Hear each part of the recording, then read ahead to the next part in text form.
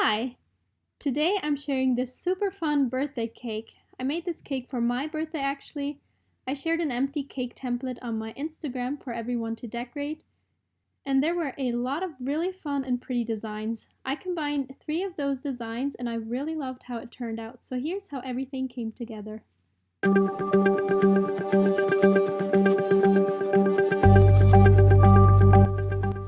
I'm starting this cake by assembling the bottom cake tier first. Place a dollop of your filling on the cake board and then place your first layer of cake on it. I have 2 8-inch vanilla cake layers here. I'm going to pipe a ring of whipped cream around the outer edge of the cake and fill the center with a berry filling and top that with a cream cheese pudding. Smooth that out nicely and make sure it doesn't go over the whipped cream border that we just piped. Then place the next cake layer on top of it and gently press it down a little. Next, I'm using the cake icing tip number 789 to cover the entire cake in whipped cream. I'm just going to do a very thin layer because I'm going to do a chocolate wood grain on it and I just want something to stick my chocolate to. I'm taking a medium offset spatula to start smoothing out the cake. I'm not focusing too much on the sides because that will all be covered up anyway, but I do want the top of the cake nice and smooth. Bring the lip of whipped cream to the center until you have a sharp edge all around the cake and continue smoothing out the top until you're happy with it.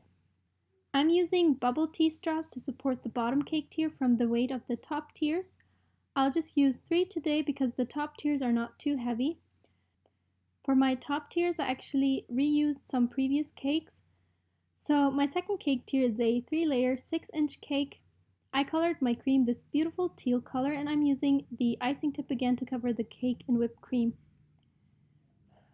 With a medium offset spatula, I'm starting to smooth out the whipped cream on the sides.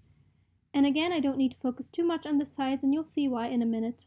I'm also starting on the top and smoothing it out somewhat. Then I'm just going to take some white whipped cream and pipe that around the top edge. With a small offset spatula, I'm going to smooth that out to create only a thin layer and then I'm taking my medium spatula. I want to create this brush stroke effect, so to do that, hold the spatula at an angle and start from the top of the cake and go down sideways. Don't clean the spatula after each swipe because we want some of that teal color incorporated into the white. Only clean it after every few swipes if you need to. I went around the cake several times until I was happy with the way it looked. Then with a clean spatula, smooth out the top by bringing in the edge of whipped cream to the center. Do that all around the cake until you have a clean edge and a nicely smooth top.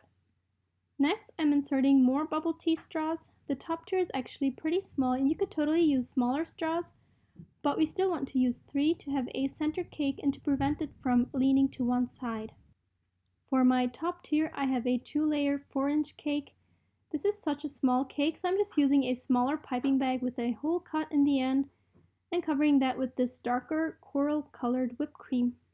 We're going to smooth that out just like the first 2 cake tiers. Before the final smoothing though, I'm going to spray the cake with water and then go around it again to get it really smooth. Next it is time to stack our cake tiers. I'm taking my largest spatula to slide underneath my 6-inch cake, then I'm just doing my best to balance the cake and set it on the lower cake tier. I don't freeze my cakes before, but you always can to make this process a little easier. There is a thin cake board underneath each cake tier, the same size as the cake, which you can't see in the video, but we always need a cake board underneath each tier to help with the structure of the cake and not have it collapse at some point. I'm piping a quick shell border with tip number 18 to connect the 2 cakes. Before I'll set the top tier on the cake, I'll do the tree stump on the bottom tier. To make the tree stump look, start by melting your favorite chocolate or candy melts and pour it on a piece of parchment paper. Use a spatula to smooth it out and create an even layer of chocolate. Place another piece of parchment paper on the chocolate and then roll it together and let it sit. You can place it in the freezer to set up quickly. When the chocolate has set, unroll it, and this will create these chocolate pieces that you can use to create the wood look. Place some of the larger pieces first and fill in any empty spaces with the smaller chocolate pieces. You want to add the chocolate pieces all around the cake. Next, melt some more chocolate and using a pastry brush, Brush that all over the chocolate to create even more texture and grain. You should end up with this really beautiful tree stump look. Before I decorated the rest of the cake, I placed my 4-inch cake tier on top. I'm piping a shell border again with tip number 19. I'm preparing my flowers now. You want to clean them and cut them to your desired length. I like to use floral tape to cover the end of the stem for each flower, but you can also use plastic wrap. I actually didn't end up using these flowers. They were just too big for my cake and did not look right, so I prepared some smaller flowers and placed them all around the top of the second cake tier.